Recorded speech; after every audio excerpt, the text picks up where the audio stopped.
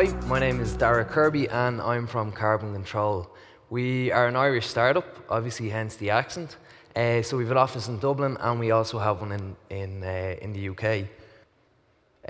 Our aspiration essentially is to be to the environment what Fairtrade is to the third world.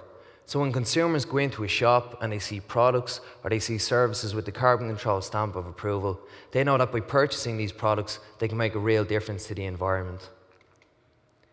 It's just some figures from a recent Ipsos Mori poll that was done in Ireland and the UK, although these figures tend to be quite similar across the board, states that 86% of consumers want to purchase from companies that are combating climate change. And there are thousands of companies out there that are involved in green initiatives and are trying to do things, but there's a communication breakdown, and that is that 3 out of every 4 consumers, 76%, still cannot name one company that's actually controlling their environmental footprint.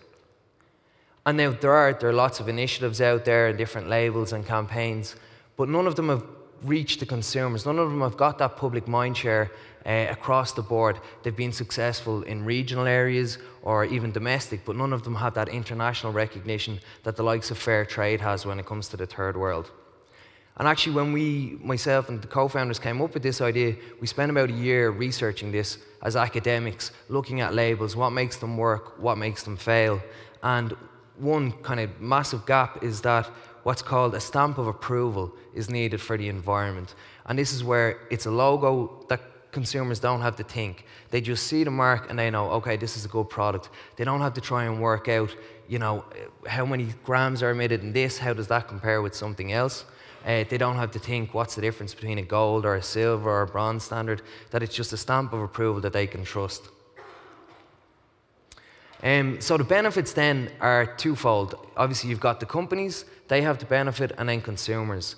So in terms of the companies, we reward them obviously for their positive environmental actions. It increases sales to the consumers, the 86% who actually want to purchase from companies that are taking care of their environmental impact. And this has been proven. We came across lots of statistics on this in our research. It assures then the stakeholders involved in the company, whether that's employees or investors, of the company's green ethos and what they're actually doing. And then of course it reduces energy costs because carbon is emitted through the energy consumption of companies. So that's an area that we focus on and try and work with the companies to help them reduce their energy costs.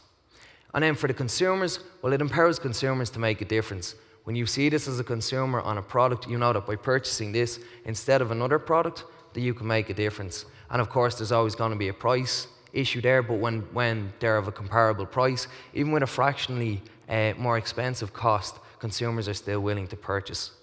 And then it guarantees compliance. All of our criteria is based on the best international standards, so consumers know that these companies are compliant.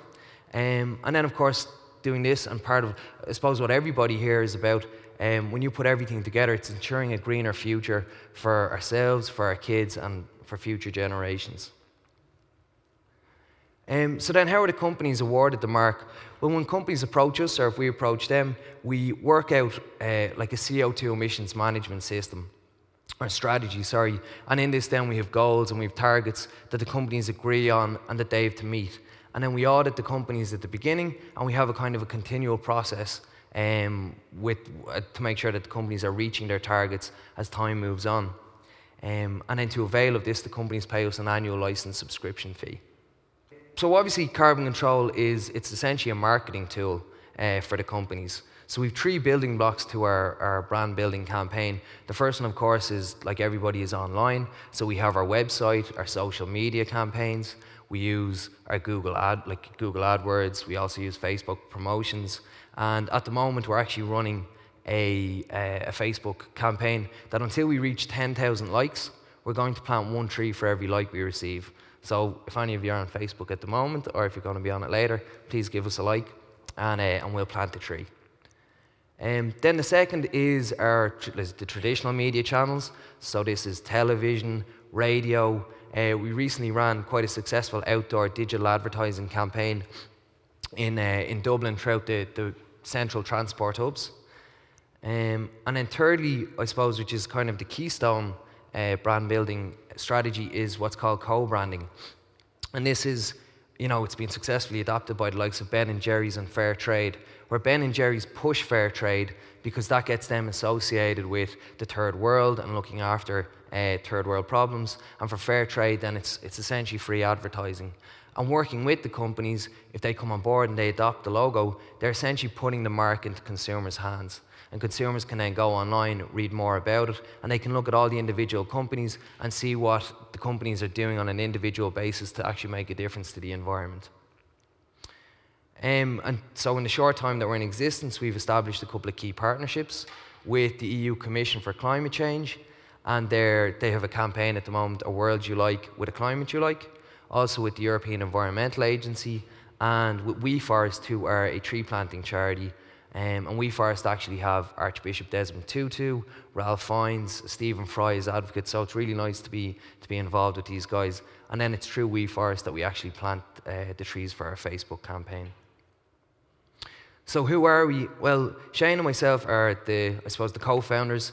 We are both postgraduate environmental researchers, and when we came across this, I was doing a master's in sustainability, while Shane was doing a PhD in carbon emissions. And that essentially makes Shane kind of like a key industry expert in this area. And we're also then very lucky, we have a very strong team of advisors who work with us, including environmental experts. We have a medical doctor called Dr. John McKeown, who actually left the medical profession and went and set up his own standard to do with asthma and allergies. And his standard is now internationally recognized and is being used by Dyson, Woolworths, Toys R Us. So he's helping us, he's kind of guiding us and making sure we avoid some of the pitfalls that he came across. And then obviously marketing is a huge part of what we're doing. So we have Denise Doran on board, who's a marketing expert. She's been the marketing manager for Dell UK and Ireland. She's also been the European marketing manager for Hitachi as well as Nortel. So she brings a lot to the table in terms of our marketing ability and knowledge. And then finally, funding. We are a startup, but we've received some funding from Dublin City Enterprise Board, which is where we started. Also Enterprise Ireland then, because we're export. From DIT Hothouse, New Frontiers, several programs. And also we received a small bit of funding from Climate Kick here in Berlin, thanks to Franca. So that's carbon control in a nutshell. I'd like to thank you all for listening, and hopefully I'll be seeing you around later on.